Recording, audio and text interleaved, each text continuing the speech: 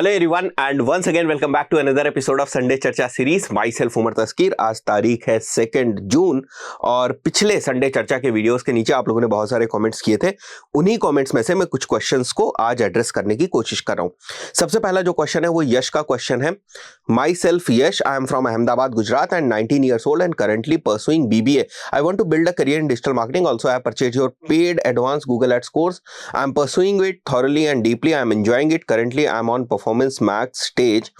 Sir, please guide me. If I want to become thorough Google Ads expert, then what should be correct strategy for it and what are the growth opportunities? देखिए, सबसे पहले मैं आपको बता दूं, growth opportunities बहुत हैं, specially performance marketing में, जहां पर आप अगर गूगल एड जैसे प्लेटफॉर्म के ऊपर जो एड्स हैं उनको रन कर सकते हैं। साथ ही साथ आपने लिखा है कि भाई आप जो है वो मेरा गूगल एड्स का कोर्स कर रहे हैं। देखिए, गूगल एड्स के कोर्स करने से कुछ नहीं होगा।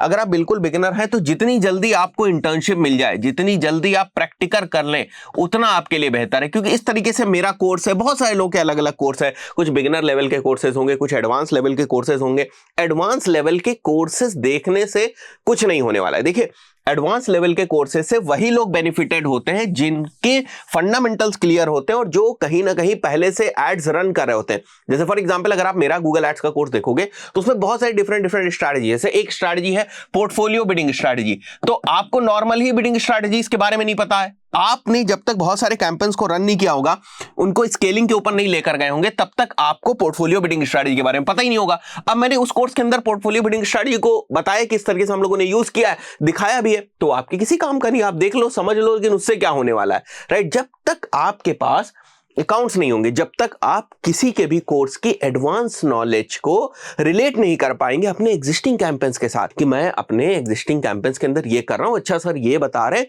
इसको भी जो है वो इंप्लीमेंट किया जा सकता है। जब तक ये चीजें नहीं आएंगी, कोई भी कोर्स आप कर लो वो आपके लिए बेकार है, ठीक है? तो सबसे पहले आप कोशिश ये करो कि आपको इंटर्नशिप मिल जाए, आपको जॉब मिल जाए, जो अभी आपकी करंट नॉलेज है उसके बेसिस पे। जो आपकी करंट नॉलेज होगी उसके बेसिस पे आपको बिगिनर लेवल की चीजें मिलेंगी। ऐसा नहीं होने वाला है कि आपको बहुत ही एडवांस लेवल की कोई चीजें मिल जाएंगी और आप एक्सपेक्ट करने लगो कि मेरे को ऐसी पोजीशन मिल जाए जो बिल्कुल गूगल एड्स एक्सपर्ट वाली पोजीशन है और मैंने जो कुछ सीखा है सब जल्दी जल्दी जाकर जो है वो इंप्लीमेंट कर दूंगा। ऐसा नहीं होने वाला है, चीजें धीरे धीरे होती है। तो यही मेरी राय रहेगी आपके लिए भी। और इस क्वेश्चन को मैंने इसीलिए इतना डिटेल में बताया क्योंकि बाकी लोग भी इसी स्टेजेस के ऊपर हो सकते हो, तो उनको भी मदद मिलेगी। आफ्ताब का क्वेश्चन है, sir thank you for adding my previous question. Sir, मुझे अपनी सिटी में एक लोकल क्लाइंट मिल रहा है जो एसईओ की सर्विसेज प्रोवाइड करता है। उसके लिए सर्च कैंपेन चलाकर कुछ यूएस और यूके बेस्ड क्लाइंट्स ग्रैब करने।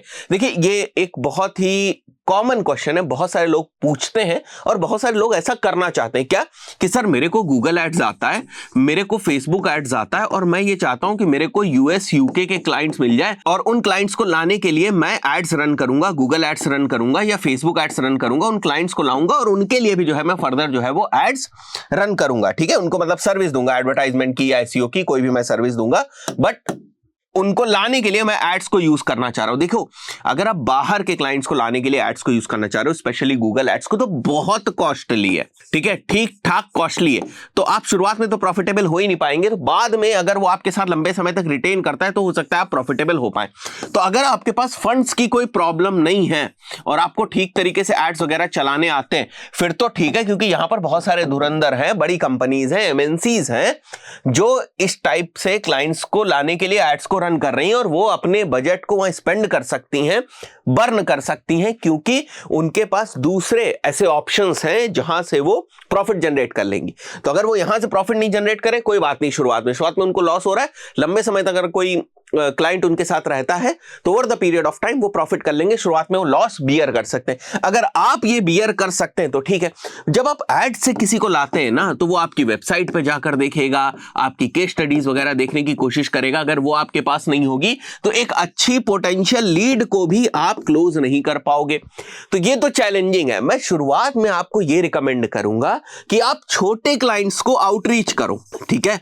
आप बोलोगे कि सर अगर मेरे पास पोर्टफोलियो नहीं है, मेरे पास कोई बहुत ही सॉलिड वेबसाइट नहीं है, बहुत ही बड़ा एक्सपीरियंस नहीं है, तो मैं दूसरे क्लाइंट्स को अगर आउटरीच भी करूंगा, प्रोस्पेक्ट्स को आउटरीच भी करूंगा सोशल मीडिया वगैरह पे, तो भी तो मैं उनको नहीं क्लोज कर पाऊंगा। देखिए, जो छोटे क्लाइंट्स होंगे ना, उनसे आप बात करके, उनकी रिक्वायरमेंट्स को समझ के कुछ कस्टमाइज प्लान वगैरह आप बना सकते हो। आप गूगल एड्स में क्या होता है, गूगल एड्स में बेसिकली इनबाउंड लोग आपके पास आ रहे होते हैं, वो सर्च करके आ रहे होते हैं, आप लोगों तक नहीं जा रहे होते। जब आप लोगों तक जाते, आप आउटरीच करते, तो उनकी प्रॉपर रिसर्च करके जाते हैं, ठीक है, जब आप कुछ स्पेसिफिक कीवर्ड्स के ऊपर गूगल एड्स रन करेंगे तो लोग आपके पास आएंगे, वो आपसे बहुत सारी चीजें मांगेंगे। जब वो आप आउटरीच करोगे तो आप अपने हिसाब से छोटे स्मॉल बिजनेसेस को आउटरीच कर सकते हो और उससे जो है वो शुरुआत कर सकते हो। तो वहां आपके फंड्स भी बहुत ज्यादा नहीं लगेंगे शुरुआत में, और एक और स्किल जो है वो आपकी डेवलप हो जाएगी। ये भी करना चाहो तो कर सकते हो, बट इसके साथ ये सारी चीजें जो है वो एसोसिएटेड हैं। बहुत सारी ब्रांड्स इस चीज को भी करती हैं, ऐसा नहीं कि नहीं करती है, ठीक है।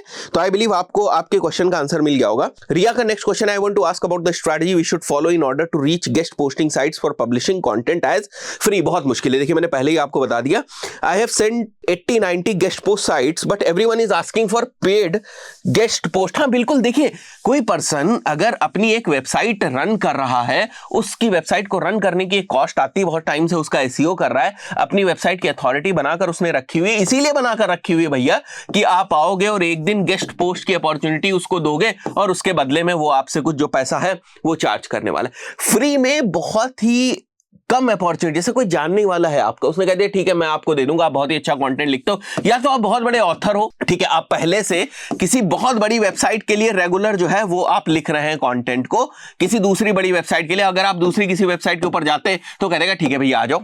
ऐसे अगर आप जाएंगे केवल बैकलिंक के पॉइंट ऑफ व्यू से, कोई नहीं देगा, आप दे दे तो वो बहुत अलग बात है, लेकिन ढूंढने का तो इसको कोई तरीका नहीं, या फिर कोई नोन वगैरह होगा आपका जिसको ऐसा लगता है कि भाई मेरी जो वेबसाइट है इसके ऊपर कंटेंट की बहुत ज्यादा कमी है, वैल्यूएबल कंटेंट नहीं है, तो कोई पर्सन आता है वैल्यूएबल कंटेंट डाल देता है और चुपके से एक बैकलिंक ले जाए तो ले जाए, बट ऐसा बहुत ही कम होगा। आपको बहुत ज्यादा बात करनी पड़ेगी, समझना पड़ेगा, ढूंढना पड़ेगा, ऐसे एक दो लोग आपको मिल सकते हैं। उससे अच्छा है, इतने एनर्जी यहां लगाने से अच्छा है 15, 20, 25, 30 डॉलर्स वाले जो एवरेज गेस्ट पोस्ट वाली होती है वो आप ले ले। देखो ये प्रोफेशनल चीज है, guest posting is a professional thing, आप इसको फ्री के तरीके से मत देखें, ठीक है। जैसे फॉर एग्जांपल आप किसी कॉलेज में जाते हैं पढ़ने और आप यहां सोचने लगे नहीं कॉलेज हमको पढ़ाए भी, फैकल्टी हमको पढ़ाए भी, कॉलेज के इंफ्रास्ट्रक्चर को भी हम लोग यूज करें, कॉलेज के भी लैब को भी यूज करें, बट फ्री में मिल जाए हमको, तो ये इन लोगों ने बिजनेस की तरीके से इसको कर रखा है, ठीक है। तो एक प्रोफेशनल चीज है, बहुत मुश्किल होता है फ्री में मिलना, ठीक है। आई बिलीव आपको आपके क्वेश्चन का आंसर मिल गया होगा। एक और क्वेश्चन यहां पर राज तिवारी डिजिटल मार्केटर का, सर अभी मैं स्मॉल एंटरप्रेन्योर कंपनी में लीड जनरेट करता हूं from Google search and Meta ad, as a career enhance के लिए मुझे प्रोग्रामेटिक एडवर्टाइजिंग लर्न करना चाहिए क्या सर? बिग कंपनीज में एडवर्टाइजिंग हेड की पोस्ट के लिए MBA in digital marketing compulsory है और एक्सपीरियंस काम आता है? Please tell me how much important academic qualification is in this field for top hierarchy. देखिए ये कंपनी टू कंपनी डिपेंड करता है। जैसे फॉर एग्जांपल अगर कोई डिजिटल मार्केटिंग एजेंसी है, अगर कोई डिजिटल मार्केटिंग एजेंसी है और वो ठीक ठाक बिजनेस कर रही है, मल्टी जो डिफरेंट कंट्रीज है उनके अंदर ऑपरेट कर रही है, तो हो सकता है ये आपकी एजुकेशनल क्वालिफिकेशन उतनी ज्यादा ना मांगे। लेकिन वहीं पर अगर आप बहुत ही ऑर्गेनाइज्ड एमएनसी में जाते हैं, जैसे इन्फोसिस वगैरह में अगर आप जाते हैं या आप एसेंचर में जाते हैं, आपको पता है एसेंचर भी जो है वो गूगल एड्स रिप्रेजेंटेटिव्स को हायर करती है। तो भैया कोई अगर गूगल एड्स वाला पर्सन देख रहा हो तो एसेंचर और विप्रो की जो वेबसाइट है उन पे जाकर भी थोड़ा सा चेक कर लेना तुम लोग, वहां पर वैकेंसीज निकलती रहती है, ऐसा नहीं एमएनसीज हायर नहीं करती है, ठीक है। एमएनसीज भी जो है हायर करती है, तनख्वाह बहुत कम होती है, 2-2.5 साल 3 साल पहले जो तनख्वाह थी ज्वाइनिंग की वो 22,000 से शुरुआत होती थी, बट अभी देख लेना, अभी मैंने रिसेंटली चेक नहीं किया है कि कितनी तनख्वाह दे रहे हैं, बट पहले तनख्वाह थोड़ी सी कम होती है। अभी भी आप इनके जो है वेबसाइट पर जाकर अप्लाई कर सकते हो और देख सकते हैं, ठीक है। तो अगर कोई प्रॉपर एमएनसी है, बड़ी एमएनसी है, तो वो एमएनसी की अपनी एक हायरिंग की क्राइटेरिया होती है, उसमें वो मांगते हैं कई बार कि आप एमबीए मार्केटिंग होने चाहिए तभी आप हमारी मार्केटिंग को लीड कर सकते हैं। या फिर ऐसा होता है कि कई बार आप किसी बहुत बड़ी दूसरी कंपनी के अंदर डिजिटल मार्केटिंग लीड रह चुके हैं, डिजिटल मार्केटिंग को लीड कर चुके हैं, तो वहां का एक्सपीरियंस वो कंसीडर कर लेते हैं। बट हाँ, ये आपको देखना पड़ेगा, कंपनीज टू कंपनीज डिपेंड करता है। कुछ कंपनीज एजुकेशनल क्वालिफिकेशन को उतनी ज्यादा वैल्यू नहीं देती हैं, बट कुछ कंपनीज देती हैं, कहती है ठीक है भैया, अगर मान के चलते हैं कि इतने सारे लोग हैं जिन्होंने एमबीए किया है, ठीक है, और मान के चलते हैं इतने सारे लोग हैं जिन्होंने डिजिटल मार्केटिंग करी हुई है, तो मेरे को ये वाले लोग नहीं चाहिए, मेरे को कॉमन लोग ही चाहिए जिन्होंने एमबीए और डिजिटल मार्केटिंग करी। भले वो नंबर बहुत कम हो, बट वो ढूंढ लेंगे, क्योंकि बड़ी कंपनी का टैग लगा होता है तो लोग चले भी जाते हैं उनके पास। तो अगेन ये कंपनी टू कंपनी जो है वो डिपेंड करता है, ठीक है। टॉप हायरार्की में जाने के लिए देखो एकेडमिक्स एक बैकग्राउंड तो माना जाता है, ठीक है। जैसे मैं हमेशा कहता हूं कि इंग्लिश, कम्युनिकेशन, पर्सनैलिटी, जो सॉफ्ट स्किल्स होती हैं डिफरेंट डिफरेंट, वो आपको टॉप हायरार्की में पहुंचने में मदद तो करती हैं। अदरवाइज क्या होता है, आप एक डेस्क जॉब जैसे हो सकते हो, टेक्निकली आप बहुत साउंड हो, ठीक है, तो किसी कंपनी के आप सीटीओ हो जाओगे, ठीक है, चीफ टेक्निकल ऑफिसर हो जाओगे। बट अगर मैनेजरियल स्किल नहीं होगी तो सीटीओ हो भी नहीं पाओगे, क्योंकि बहुत सारी चीजों को आपको लीड करना होगा, जो आपने चीजें बनाई है उसको आपको प्रेजेंट करने की जरूरत होगी। तो कहीं ना कहीं वो सारी सॉफ्ट स्किल्स वगैरह की जरूरत तो पड़ती है टॉप मैनेजमेंट में, क्योंकि वहां पर केवल ऐसा नहीं कि आपको टेक्निकली कोई चीज बहुत अच्छी आती है तो सारा काम हो जाएगा, नहीं, राइट? तो आप समझ रहे हैं ना? तो जैसे जैसे पोजीशंस होती है वैसे वैसे उनकी अपनी कुछ रिक्वायरमेंट्स होती है, उसके हिसाब से चीजें होती हैं। आगे देखते हैं भाई क्या क्वेश्चन है। सोहित का क्वेश्चन है यहाँ पर, मेरा नाम सोहित है और मैं बिहार से हूँ। मैं कोलकाता के एक इंस्टीट्यूट से डिजिटल मार्केटिंग का कोर्स किया है और अब मैं 2 महीनों से एक स्टार्टअप के साथ काम कर रहा हूँ एज एन एसईओ पर्सन। अच्छा, कोई स्टार्टअप्स के साथ काम करता है ना, बड़ी खुशी होती है कि बड़ी मेहनत कर रहा होगा, वहां पर डिफरेंट डिफरेंट चीजें होंगी, अलग टाइप के स्ट्रगल्स होते हैं। तो मुझे बड़ी खुशी होती है जब कोई मेरे से कहता है कि सर मैं एक स्टार्टअप के साथ काम कर रहा हूँ शुरुआत से ही एज एन एसईओ पर्सन। मेरी कंपनी में एसईओ और डिजिटल मार्केटिंग का कोई और नहीं है मेरे सिवा, और मैं चीजों को सीख भी रहा हूं, लेकिन मुझे वो स्ट्रैटेजीज बनानी आ रही हैं, वो गाइडेंस नहीं मिल पा रहा है, अच्छा स्ट्रैटेजीज नहीं बना पा रहे। मुझे बस बोला जाता है कि आप यूट्यूब से चीजें देख के सीखें और इंप्लीमेंट करें। What should I do? देखिए, अब ये चीज सही है, देखिए बिल्कुल रियलिटी है, मार्केट की रियलिटी यही है कि स्टार्टअप आपको मेंटर नहीं दे सकता।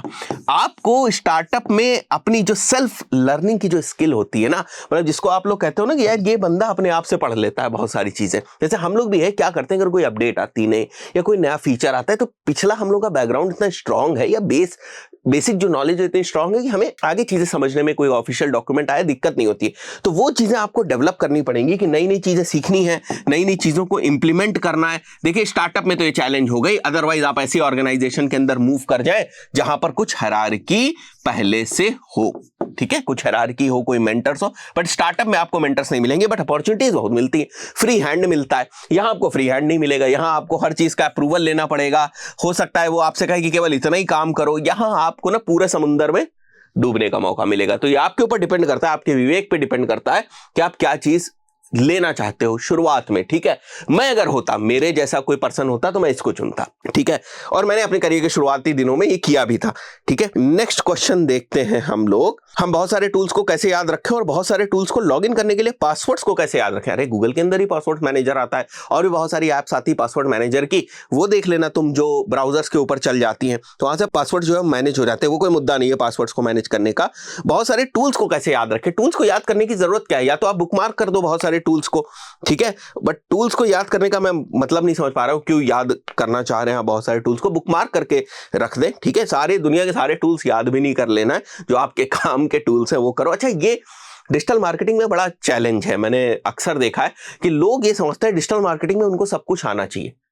रियलिटी ये है कि सब कुछ जरूरी नहीं कि आपको सब कुछ आना चाहिए।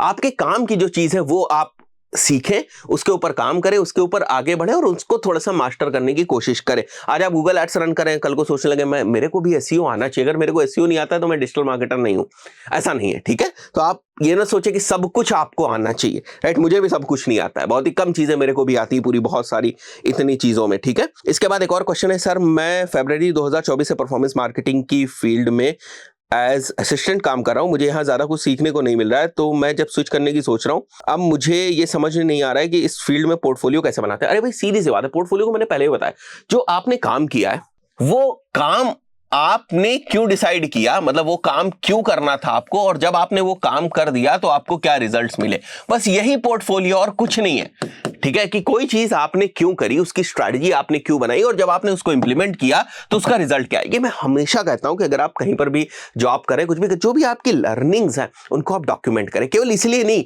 कि स्विच करने के टाइम पे पोर्टफोलियो का काम आएगी, इसलिए भी क्योंकि वो आपकी लर्निंग्स हैं, भविष्य में जब आप काम करेंगे तो उन चीजों से भी कुछ आप इंसाइट्स लेंगे, ठीक है। तो इस चीज को ध्यान रखें आप। तो पोर्टफोलियो का मतलब ये मत समझें कि कोई एक स्पेसिफिक डॉक्यूमेंटेशन होता है, उस तरीके से मैं पोर्टफोलियो नहीं बनाऊंगा तो काम नहीं चलेगा, ऐसा बिल्कुल नहीं है। आसान भाषा में जैसे भी आप अपने काम को, क्यों आपने उस काम को किया और उस काम का रिजल्ट क्या आया, उसको अगर आप मेंशन कर पाते, सामने जस्टिफाई कर पाते, that is basically kind of portfolio for you. एक और क्वेश्चन यहाँ पर इरफान का है, सर मैं फेसबुक और इंस्टाग्राम यूट्यूब से लर्न किया है आपकी आवर्स प्लस वाला कोर्स भी किया है और अब मैं एड्स रन कर रहा हूं, लेकिन सर मुझे ऑडियंस टारगेटिंग में बहुत मसला आता है। ऑडियंसेस कहां से फाइंड करूं, फेसबुक में ऑडियंसेस कैसे टारगेट करूं, फनल के साथ जो बिगिनर फनल का है चैट जीपीटी से अपने बिजनेस के बारे में ऑडियंस निकाल कर उसको टारगेट कैसे करूं। अरे भाई इतना सोचने की जरूरत नहीं है, सीधी सी बात है, फेसबुक एड्स के अंदर बहुत सारी ऑडियंसेस होती है। जैसे फॉर एग्जाम्पल आपको लगता है कि आपका एक प्रोडक्ट है जो ज्वेलरी का प्रोडक्ट है, ठीक है। अब आप ऐसे सोचा करिए कि ज्वेलरी का जो प्रोडक्ट है वो कौन लोग यूज कर सकती है, वुमेन्स यूज कर सकती है। तो वुमेन्स और क्या करती हैं, वुमेन्स अपने लेट्स से सैंडल्स बाई करेंगी, ठीक है। वुमेन्स जो है वो साड़ीज को बाई करेंगी, या वुमेन्स एसेसरीज हो गई, या वुमेन्स मैगजीन्स हो गई, ठीक है, या वुमेन्स के क्लब्स हो गए, या और भी जो वुमेन्स रिलेटेड लेट्स से मेकअप की कोई ब्रांड्स हैं, ठीक है, वो सारी ब्रांड्स आप रख सकते हो, ठीक है। कोई अपैरल्स की ब्रांड है जो वुमेन स्पेसिफिक है। तो इसका मतलब ये नहीं होता है कि अगर आप ज्वेलरी वाली ऑडियंस को टारगेट करना चाह रहे हैं तो सीधे सीधे आप ज्वेलरी, बस जिनको ज्वेलरी में इंटरेस्ट है उसको टारगेट करने की कोशिश करेंगे। यूज योर ब्रेन, ये मत सोचिए कि इसकी कोई पैटर्न नहीं होता है, इसका कोई तरीका नहीं होता है। आपको ये सोचना है कि भाई मेरे पास किस टाइप का प्रोडक्ट आया, मेरे पास किस टाइप की सर्विस आई, और ये सर्विस किस बायर्स पर्सोना के लिए है, उनके पेन पॉइंट्स क्या है, उनके इंटरेस्ट क्या है, उनका डेली रूटीन क्या होता है, उससे उनको ग्रैब करने की कोशिश करें। ये ज्यादा चैट जीपीटी वगैरह के चक्कर में पढ़ने की जरूरत नहीं है। Use your brain to define the audience, ठीक है। वहां से आपको हिंट मिल सकती है, वरना फिर क्या होगा ना, आप बस एक हमेशा पैटर्न फाइंड करते रहोगे। चैट जीपीटी जब काम नहीं करेगा, उसकी ऑडियंस काम नहीं करेगी, तो फिर आप आकर एक ही जगह पर स्टक हो जाओगे। तो आपको वो तरीका नहीं करना है जो बस आपको ये बताता हो ये कर लो, ये कर लो, ये कर लो, ठीक है। आपको थोड़ा स्ट्रैटेजिकली चीजें सीखनी है। डिजिटल ग्रेविटी का क्वेश्चन है, hope you are fine sir, मैं अपने क्लाइंट के लिए social media marketing services provide करता हूं। उनका business supermarket and retail stores को shelving, racks, commercial refrigeration, checkout counters provide करना, इन शॉर्ट सुपरमार्केट सेटअप करने का बिजनेस है, ठीक है। सो उनको अब लीड्स जनरेट करनी है, तो should I go for Facebook ads, Google ads और लिंक्डइन एड्स? इनमें से कौन सा प्लेटफॉर्म बेटर रहेगा for generating leads? As this business is quite rare, so I am bit confused and not sure that Facebook can give me good result. देखिए Facebook बिल्कुल अच्छे आपको रिजल्ट दे सकता है अगर आप अपनी बात क्रिएटिव के माध्यम से बता सकते हैं फेसबुक प्लेटफॉर्म के ऊपर। अगर आप ऐसा क्रिएटिव बना सकते हैं जो लोगों की प्रॉब्लम है उसको एड्रेस करता हो, जो सुपरमार्केट वाले लोग हैं जिनको सुपरमार्केट ओपन करना है या उस टाइप का सेटअप करना है, वो क्या चीज देखना चाहते हैं, वो किस टाइप का ऑफर चाहते होंगे, उनके पेन पॉइंट्स क्या है, वो क्यों किसी दूसरी जगह से ना बनाए, क्यों आपसे बनाए, आपकी यूएसपीज के अराउंड, इन सब चीजों के अराउंड आप क्रिएटिव्स बनाएंगे, वीडियोस बनाएंगे, कंटेंट बनाएंगे, उसको फेसबुक एड से रन करेंगे, तो डेफिनेटली आपको बेनिफिट मिलने के पूरे चांसेस हैं, ठीक है। ऐसा नहीं है कि लोग जिसके बारे में जानते नहीं है उसके लिए आप फेसबुक पे एड्स नहीं चला सकते, उसी के लिए तो चलाते हैं, बिकॉज फेसबुक इज आउटबाउंड, ठीक है। फॉर एग्जाम्पल ये पेन आज मैंने मार्केट में लॉन्च किया और इस पेन के पीछे एक रबर लगी है, मान के चलते हैं ये ऐसा नया कॉन्सेप्ट है, तो कोई जाकर गूगल पे तो सर्च करेगा नहीं कि भाई पेन विद रबर, क्या कोई सर्च करेगा? नहीं, क्योंकि लोगों को पता ही नहीं है कि भाई एक ऐसा पेन आता है जिसके पीछे रबर लगी है, इसमें लाइट भी लगी हुई, इसमें 3 कलर्स भी चेंज हो जाते हैं, ये किसी को पता ही नहीं है। तो जब आप उसको इंस्टाग्राम, फेसबुक या कोई भी आउटबाउंड मेथड से जब आप लोगों तक पहुंचाएंगे, तब जाकर लोगों को उसके बारे में पता चलेगा और लोग उसको परचेस करेंगे। अगर आपको लगता है कि इनसे रिलेटेड बहुत सारे कीवर्ड्स की भी सर्चेस हो रही है, कीवर्ड डाल के देख लो अपने बिजनेस के हिसाब से, और अगर देखो कि उसके ऊपर दूसरे लोग एड्स चला रहे हैं, विच मींस दैट कि वहां से लीड्स आती हैं, तो आप भी एड चला सकते हैं, उनकी भी एनालिसिस करने की कोशिश करें। बट आपका जो पहला सवाल था कि क्या फेसबुक से ये चल सकता है, नहीं चल सकता है, मेरे हिसाब से तो चल सकता है अगर आप ये सारी चीजें करें। बाकी आपको करके एक बार टेस्ट करना पड़ेगा, ठीक है। मैंने रीजन बता दिया कि क्यों मैं कह रहा हूं चल सकता है, ठीक है। यहां पर नेक्स्ट राहुल का क्वेश्चन है, थैंक यू सर, मैंने अभी तक जो भी सीखा है वो आपसे और मेरे गुरु से ही सीखा और मैं आप दोनों का ही शुक्रगुजार हूं। सर एक सवाल है, प्लीज बताइएगा, अगर अकाउंट लास्ट 30 डेज का इंप्रेशन शेयर बिलो 30% है और मुझे नया कैंपेन रन करना है टारगेट इंप्रेशन शेयर बिड के साथ, जो कि ब्रांड कैंपेन है, क्या इस बिडिंग स्ट्रेटजी के साथ जाना सही होगा? बिल्कुल होगा। मैंने देखा है target impression share bidding strategy केवल ब्रांड कैंपेन्स के लिए ही काम करती है। अगर आप ये सोचते हो कि मैं ना जनरल कीवर्ड्स के ऊपर रन कर रहा हूं और मेरे को ना हमेशा टॉप में मेरे को मेरा ऐड दिखाना है और उसके पॉइंट ऑफ व्यू से आप target impression share bidding strategy use करते हो, वो सही स्ट्रेटजी नहीं है। अगर आप ब्रांड कीवर्ड्स के साथ target impression share strategy use करते हो तो उससे आपको डेफिनेटली जो है वो बेनिफिट मिलेगा। आगे क्या लिखा हुआ है आपने, क्योंकि मैं अभी ट्राई कर रहा हूं, कैंपेन उठ नहीं पा रहा है टारगेट इंप्रेशन शेयर बिड के साथ, तो क्या मैं मैक्स क्लिक्स को इंप्लीमेंट करूं या मैक्स कन्वर्जन को without CPA assign long term कि अकॉर्डिंग कौन सी बिडिंग स्ट्रेटजी सही रहेगी, प्लीज बताएं। देखिए आप इसको ऐसे समझो, जो ब्रांड कीवर्ड है आपका, जैसे फॉर एग्जांपल मेरी ब्रांड है ए, ठीक है, मेरी ब्रांड है और ए कीवर्ड के ऊपर मैं बिड करना चाहता हूं, तो अगर मैं ये कहूंगा कि मेरा एड उन लोगों को दिखाओ जो लोग ए सर्च कर रहे हैं और उनके अंदर कन्वर्जन करने के चांसेस हैं, तो आप खुद सोचो, मैक्सिमाइज कन्वर्जन अगर आप बिडिंग रख रहे हो तो यही तो मतलब हुआ उसका। तो आप खुद सोचो कि ऐसा हो सकता है कि गूगल को लगे कि ये वाला पर्सन ये तो टाइप कर रहा है बट कन्वर्जन नहीं करेगा, तो आपको इंप्रेशन ही नहीं दिखाएगा। ये वाला पर्सन टाइप तो कर रहा है बट क्लिक नहीं करेगा, तो मैक्सिमाइज क्लिक्स पे भी आपको इंप्रेशन मिलने की प्रोबेबिलिटी कम हो जाएगी। ऐसे ही तो गूगल काम करता है। लेकिन अगर आप कह रहे हो कि मेरे को इंप्रेशंस दिखाओ, सबसे पहली चीज पे कि भाई ब्रांड क्वेरी अगर हो रही है तो मेरे को इंप्रेशन दिखाओ, तो that is going to work. ठीक है, थोड़ा सा और आप उसको ठीक तरीके से रन करने की कोशिश करें, देखिए कहां पर गड़बड़ी हो रही है, बट ये काम करता है। बट ऐसा नहीं कि यही चीज काम करती है, बट ये एक रिकमेंडेड मेथड है, इसको आप ठीक तरीके से क्रैक करने की कोशिश करें। सो इस हफ्ते के ये कुछ क्वेश्चंस थे, आशा करता हूं कुछ लोगों को मदद मिली होगी, लोगों के डाउट्स क्लियर हुए होंगे। तो अगर आपके भी कुछ इसी टाइप के डाउट्स और क्वेश्चंस रहते हैं तो consider asking in the comment section of Sunday चर्चा वीडियो। इस वीडियो के नीचे कमेंट करें, मैं कोशिश करूंगा अगले हफ्ते संडे चर्चा में उस पर भी चर्चा करी जाए। मिलता है नेक्स्ट वीडियो में, टिल देन गुड बाय।